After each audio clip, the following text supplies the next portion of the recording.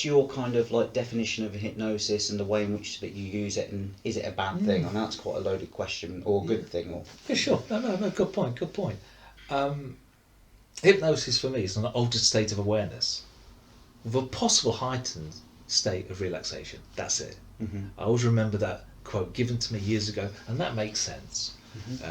For a suggestion to take root in the unconscious part of your mind, then it must be reenacted in a motor action of the body.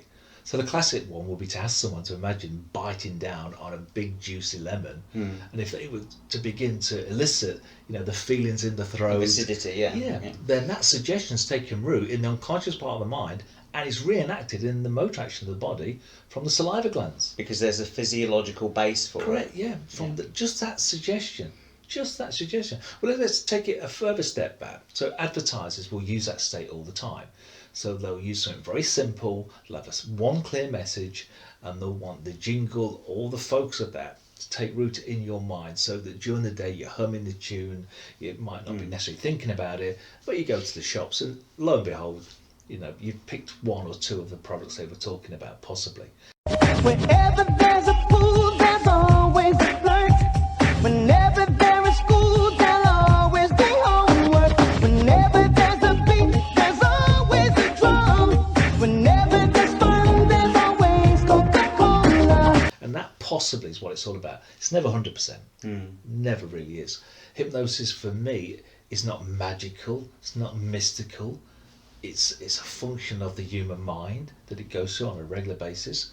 Most people, when you speak to them, unless they have a degenerative condition of their brain, will often daydream during the day, and so they'll go into a different world. An altered state, yeah. An altered state, maybe full of emotion or no emotion. It doesn't matter. That altered state, though, can be used to help people have pain-free operations. It can help them overcome fears and phobias. It can help them become super successful in all areas of their lives.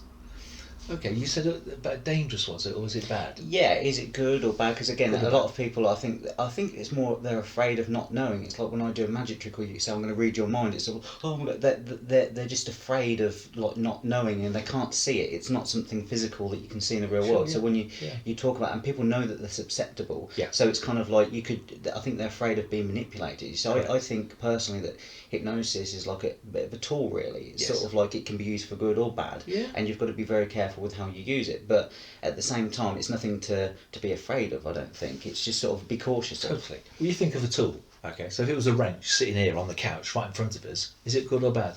I don't know. Are you good or bad wrench? We're going to put a wrench in there. I could do some great work with it. I can bash someone over the head with it. It'd be how I use it, not the tool. So it's neither good or bad. But I think that's why some people probably resist hypnosis. And when I say, well, do you want to pick a card? They're like, they bend the card. They're like, I'm not giving it you back. They're very confrontational because they don't want to comply, because they don't want to be led down a path whereby they're going to be manipulated into a bad way. And yet they'll switch the TV on and be manipulated every single day, won't they? Yeah, exactly. Because that's a soft, gentle approach.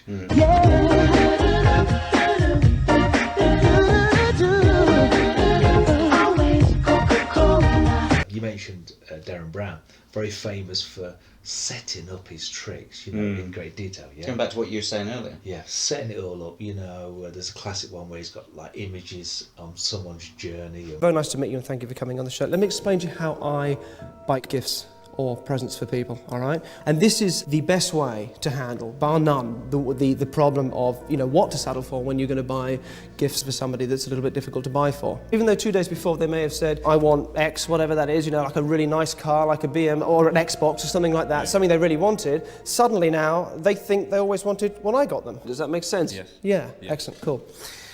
Good, so, you can have anything you like. What's your dream present? The BMX bike. And subliminal messages.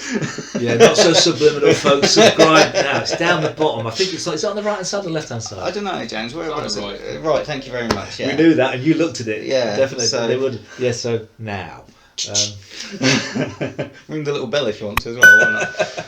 Yeah, but you're right. Yeah, so he sets up the environment so that what you want will naturally occur, as opposed to trying to force it. Coca-Cola Classic is always the one. Whenever there is fun, there's always Coca-Cola, yeah.